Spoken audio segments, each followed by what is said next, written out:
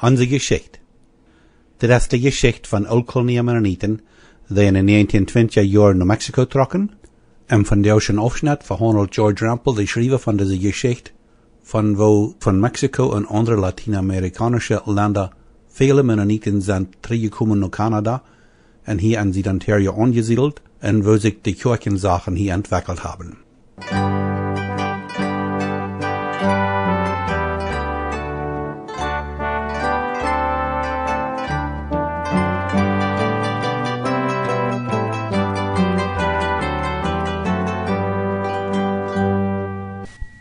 Onze Geschicht Nummer 70.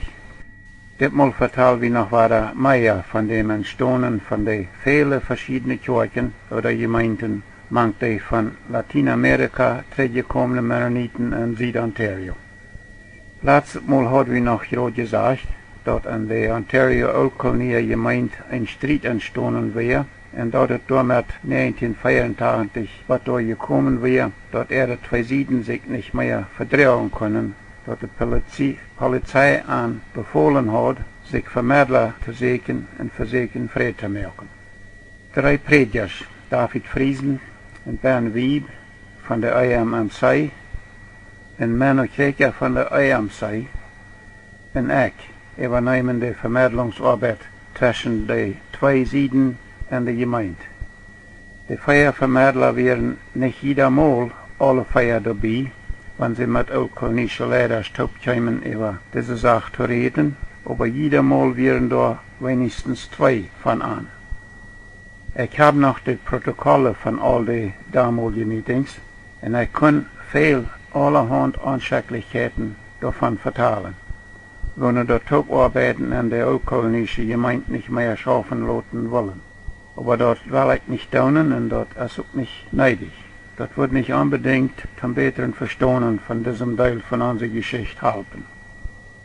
Aber die Einzelheiten von all diesen Verhandlungen soll vielleicht noch mal einer von den old-kolonischen Leitern beschreiben, dort alles geschichtlich festgehalten werden kann für die Zukunft. Hier will ich bloß noch das sagen. Die Vermittler versuchten dort mit alle uns und Vorsteher von allen vier Kjoakjen, Elmer, Wheatley, Walsingham und Heidelberg, auch vielleicht noch all ihre Verschiedenheiten so würden durchzureden gehen, dass sie top blieben und am Frieden top wiederarbeiten wollen und können. Aber als das dabei immer noch klarer wird, dass das nicht mehr schaffen wird, dass all die uns und die meisten Vorsteher nicht mehr mit ältester Quering top arbeiten wollen, dann arbeiten die Vermittler wieder daran, dass sich die zwei Seiten dann aber sollen wählen am Frieden einteilen, so dass beide Seiten am Frieden ihre eigene Gemeinde haben können. Und als sich dann alle Leiter schwellig erklärt haben, dass sie sich am Frieden einteilen wollen, dann werden old-kolonische Oms von Manitoba eingeladen, nach Elmer heranzukommen und dort zu helfen, die offizielle Einteilung vorlich zu machen. Weiter können wir viel davon vertellen, aber dort lebe ich erst hier nicht am Platz. Soll vielleicht aber auch nochmal ein old-kolonischer Leiter an Einzelheiten beschreiben, um geschichtlich für die Zukunft festhalten zu können, kriegt, wo diese Einteilung geschafft hat. Hier will ich bloß noch sagen, dass an diesem Abend, wo die Vermittler all die Ontario Old-Kolonie Oms und Vorsteher und dann noch 3 old-kolonische Oms von Manitoba top wären, da wird unser Prediger Abraham Rampel seine Leitung alles am Frieden berät, kriegt, wo die Ontario Old-Kolonie Gemeinde sich in 2 teilen wird. Kort abgeführt wird es da an diesem Abend so berät, dass älteste Quering und die Vorsteher und Gemeindeglieder, wo noch unter seiner Leitung bleiben wollen, die würden sich so schön als möglich als eine neue Gemeinde einregistrieren. Und all die anderen Oms und die Vorsteher und Gemeindeglieder, wo noch unter ihre Oms ihre Leitung sein wollen, die würden top die old-kolonische Gemeinde bleiben und die würden den Namen Old Colony Mennonite Church of Ontario holen. Das wird an diesem Abend auch berät und beschrieben, wo die zwei Gruppen sich die Old-Kolonie ihre 4 Kjoakjengebiete einteilen würden. De Old-Kolonieën worden de Walsingham en Wheatley Kjoakjen houden. En als het verkwering met zijn groep kreeg de Elmer en de Heidelberg Kjoakjen. De Heidelberg Kjoak weer aber noch nicht ganz betold worden. En voor deze Kjoak told de Old-Kolonische Gemeinde als het verkwering zijn groep Lothar eine bestimmte Sum Geld en dan blijft dat toch Kjoak. Als de Cornelius Quering en de Old-Kolonische Gemeindeglieder und unter seiner Leitung bleiben, die registrierten ihre neue Gemeinde unter dem Namen New Rhineland Mennonite Church of Ontario. Lothar noch mal mehr von der New Rhineland Mennonite Church of Ontario, aber nu erst noch ein bisschen mehr von der Old Colony Mennonite Church of Ontario. Als die Old Colony ihre Gemeinde in Ontario 1984 offiziell abgespult worden wir, in der Gemeinde dadurch war der ohne Ältester gekommen wir, dann wählten sie ihren Prediger Wilhelm Fehr als Ältester. Unser Ältester Wilhelm Fehr seine weise Leitung lehrten die Old-Kolonieën endlich viel besser zu arbeiten. Ältester, Ohms und Vorsteher arbeiten mehr in Harmonie von dort an. Die Gemeinde wird jeder Jahr immer noch größer, dadurch, dass in diesen Jahren so viel neue Familien von Mexiko und von noch wieder Süden, nach Süd-Ontario kommen. Da wären auch lang immer jeder Jahr noch mehr old-kolonische Familien von Lateinamerika nach Süd-Ontario gekommen. Aber in den 1980er Jahren nimmt die Zahl von nie gekommenen Familien jeder Jahr noch viel böser zu. Und dadurch wird die Ontario Old-Kolonie Gemeinde jeder Jahr immer noch größer. Viele von den nie gekommenen Familien von Lateinamerika fangen in diesen Jahren ihre Arbeit in so einer Gegend in Ontario, wo die Old-Kolonie noch nicht Kjoakjen haben, in der Chatham-Gegend und in der Virgil-Gegend und so weiter. In der Old-Kolonie Gemeinde fängt diese Lied auch an zu bedienen und für an gottesdienstliche Versammlungen zu holen. Und dadurch wird die Gemeindenarbeit sehr bosig immer noch mehr und mehr Predigers worden gewählt, ihre wachsende Arbeit besser nachkommen zu können. Unser ältester Wilhelm Fehr seine Leitung kam dort gerade noch was durch, dass die Ontario Old-Kolonie mit privaten Schulen anfangen. Dem Ältesten wird dort sehr wichtig, dass seine Eltern, die dort wollen, ihre Kinder sollen kennen in private Schulen unterrichten lassen. Lothar noch mehr von privaten Schulen. Aber ihre private Schule hat bei Elmer noch mal gerade angefangen, dann starb Wilhelm Fehr im September 1989. In der Gemeinde wir mal weiter ohne Ältester. Im November 1989 wird Prediger Cornelius Enns aus der Ontario Old-Kolonie Ältester gewählt. Unter seiner Leitung ging dort schäkelige, besser harmonisierende Top-Arbeiten und miteinander fertig worden lehren, und unser Wilhelm Fehr seine Leitung auch einen guten Anfang gekriegt hat, war da wieder. In der Old-Kolonische Gemeinde wird noch immer jeder Jahr größer durch die Zuwanderung von mehr neue Familien von Mexiko und von anderen lateinamerikanischen Ländern. Und noch mehr Predigers werden gewählt für die sehr große und immer noch zunehmende old-kolonische Arbeit in ihrer Gemeinde, wo die Gemeindeglieder in Süd-Ontario nu all von Kingsville am Gegend am Westen bis Virgil am Gegend am Osten verstreut wohnen. Während die beständig zunehmende Arbeit in der Gemeinde wird unser ältester Cornelius Enns seiner Leitung noch ein zweiter Ältester gewählt. Prediger Peter Friesen wird das zweite Ontario Old-Kolonie Ältester. Mit zwei Ältesters konnte diese bedienen zunehmende Gemeindenarbeit, weil auch später neu gekommen waren. Aber das wir auch so noch immer viel und schwere Arbeit für beide Ältesters. Ältester Cornelius Enns wird in seinen letzten Dienstjahren alt kränklich und er starb, als er noch nicht einmal ganz 65 Jahre alt war, am 24. Februar 2003. Ab seinem Begräbnis war dort sehr klar, dass die Menschen seinen Dienst sehr geschätzt haben. Ich glaube, man sieht mir, da wären bei 3000 Menschen zu seinem Begräbnis gekommen. Und als ältester Enns im Februar 2003 gestorben und begraben worden war, dann wählte die Gemeinde am März ihren Prediger Hermann Bergen als ihren Ältesten. Älteste Bergen hat dort Verrecht gehabt, erst als Vorsteher und dann noch als Prediger in einem beter harmonisierenden Lehrdienst zu dienen, ehe er als Ältester der Abbruch kriegt, die Gemeinde zu leiden. But wenige Jahre zurück fuhren alle oldkolonische Predigers in Ontario immer aufwechselnd nach all ihre Kjoakjen haan und predigten door. Dat geeft sehr viel te voren voor alle ons.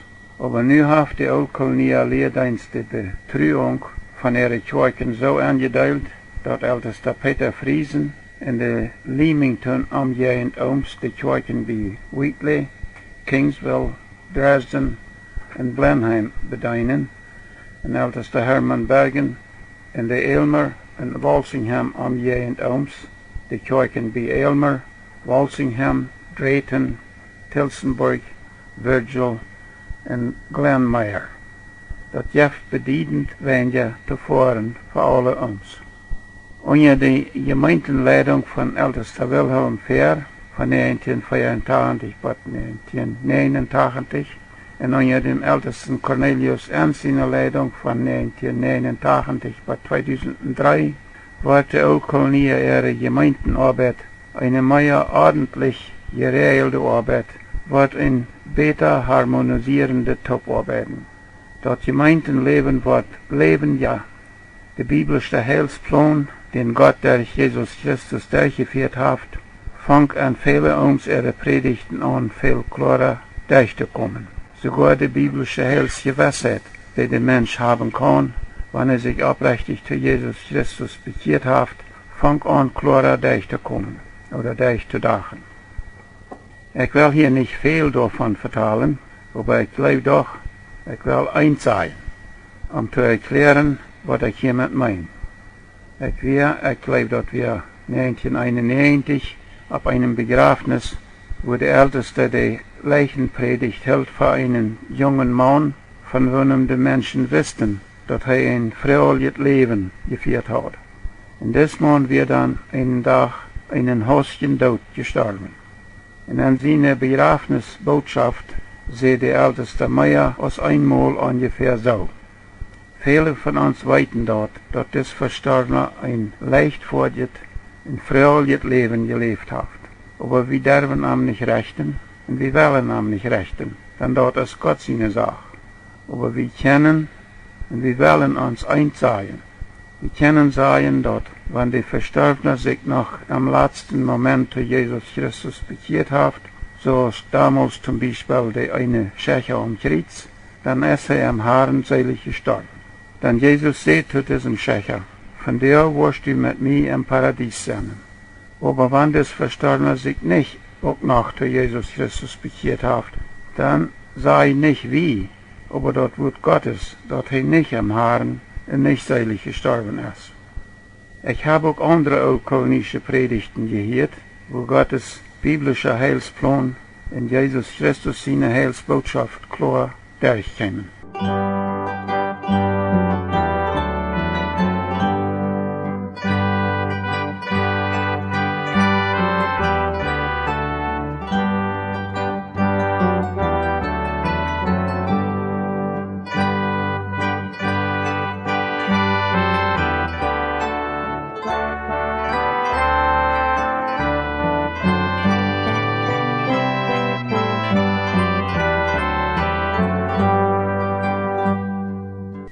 De oldkolonie Sprachenprobleem in Zuid-Ontario.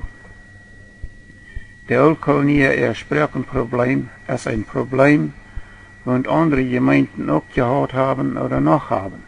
Ich erinnere mich noch stark daran, dass die verschiedenen Konferenzgemeinden in Manitoba in den Lot 1960er und Anfangs 1970er Jahren auch das Problem hatten, dass ihre Jugend und jungbefriede Lied de Gottesdienste an die Kjoakjen wollen in Englisch geholen haben. Und dort, besonders die oude Lied, meistens de Grooteltern, dort nicht sehr gern wollen, toegeben, dass die Gottesdienste an der englische Sprache geholen worden sollen. En de Blumenarter gemeint ihre Kjoak in Rosenort, nu Rosetown, Manitoba, wo wir mit unserer Familie taub zum Gottesdienst fuhren, da wurden die Predigten in Sonntagsschule damals noch en de Jodische spreekje houden. Over de Jugend en jonge ouderen drängden immer stärker erop dat de Englische spreek en Sonntagsschool en Gottesdienst gebruikt worden soll. Aber viele oude Lied werden sich dort totgelaten. Kijk zoals dat in deze jaren en viele andere Konferenzkirchen weer. Aber als dat dan doch met eenmaal wat doorkwam, dat de leerdienst de jonge mensen en jaren kwam en de predikers aanvangen jeder Sonntag 2 in betere predigten te brengen, eine an de Englische Sprache en eine an de Jodische, en steht bloß eine längere Jodische Predigt, dann beweist die Jugend dort, dat zij dort schatzten. Zij beweist dat damit, dat zij, als zij dan bald einen Sonntagabend Jugendprogramm verdroegen, dann brachten zij dat ook portlich in de Jodische Sprache. Die verschiedene Konferenzgemeinden in Kanada hadden dit Sprachenprobleem meestens bloß einmal. Meestens, wenn die ältere Lied mehr weggestorben sind, dann hören die deutsche Botschaften ab in ihre Kirchen. Dann sind das alles ganz englische Botschaften. Aber in den mennonitischen Süd-Ontario-Gemeinden, wo unsere von Lateinamerika zurückgekommene Oldkolonier Sommerfelder und Kleingemeinden Gottesdienst pflegen, und besonders in der Oldkolonier-Gemeinde, wo immer noch nie angekommene vom Süden kommen, da schien das Sprachenproblem in der Kirche kein Ende zu finden. Das schien so, die oldkolonische Gemeinde in Ontario und in Manitoba, und auch die Rheinländergemeinden und auch einige Sommerfelder-Gemeinden sind nu da, wo die Konferenzkirchen von 30 bis 40 Jahren zurück wären. Ihre Jugend und junge Eltern wollen die Predigten in der englischen Sprache hören und wollen auch englische Lieder singen. Und ihre oude Lied, meestens vielleicht auch die Großeltern, mochten jeden alles in Deutsch houden. Und dann kommt das bei der Frau. Wanneer ist das was da, dass es vielleicht wichtig genug ist, die große Jugend und die viele junge Eltern in die Gemeinden mehr entgegenzukommen und die Gottesdienste wenigstens sportlich in der englischen Sprache zu haben. Die junge Generation wenigstens so viel entgegenzukommen, dass die nicht von der Kirche weggehen. Und so sind schwere Zeiten für Gemeindenleiter. Uit einige von der oldkolonischen Gemeinde ihre Kirchen in Ontario sind in den letzten Jahren auch al viele junge Leute nur andere Kirchen oder Gemeinden übergegangen, weil sie dort verlangen haben, dass sie für sich selbst und für ihre Kinder englisch geholene Gottesdienste fingen und beiwohnen können. Hier brechen wir für das Mal weiter auf. Nächstes Mal vertellen wir weiter noch mehr von dem entstanden, von den vielen verschiedenen Kirchen oder Gemeinden, manche von Lateinamerika zurückgekommene Mennoniten in Süd-Ontario. Bis nächstes Mal. Ich bin George Rempel.